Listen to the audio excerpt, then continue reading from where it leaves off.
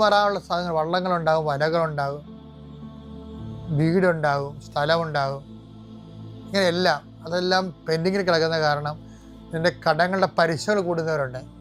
കർത്താവേ, ഞാൻ അവരെ കൃപാസ്ഥാനത്താരെ ജീവനോടെ പ്രത്യക്ഷപ്പെട്ട മാതാവിൻ്റെ പ്രത്യക്ഷീകരണത്തിൻ്റെ ആ അടിസ്ഥാനത്തിൽ യേശുവിൻ്റെ നാമത്തിൽ ഞാൻ മക്കളെ ആശീർവദിക്കുന്നു. തടസ്സമുള്ള മക്കളെ കർത്താവിൻ്റെ നാമത്തിൽ ഞാൻ സാക്ഷ്യം പറയാനുള്ള അനുഭവം കിട്ടാൻ വേണ്ടി ഈശോ നാമത്തിൽ ആശീർവദിക്കുന്നു.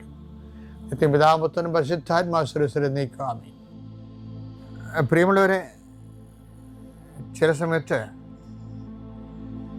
നമ്മൾ വല്ലാതെ മാനസികമായിട്ട് ടയർഡാകും. എപ്പോഴാണെന്ന് വെച്ച് കഴിഞ്ഞാൽ ജീവിതം നമുക്ക് എടുത്താൽ പൊങ്ങാത്തതാകുമ്പോഴും തന്നെത്താൻ അത് ഭാരം വെക്കുമ്പോഴാണ്.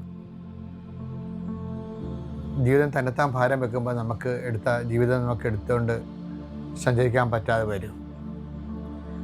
അപ്പോൾ പിന്നെ നമ്മുടെ മുമ്പിൽ ഒരു ഒറ്റ ഓപ്ഷൻ മാത്രമേ ഉള്ളൂ. എന്താണ്? യോഹന്നാൻ 14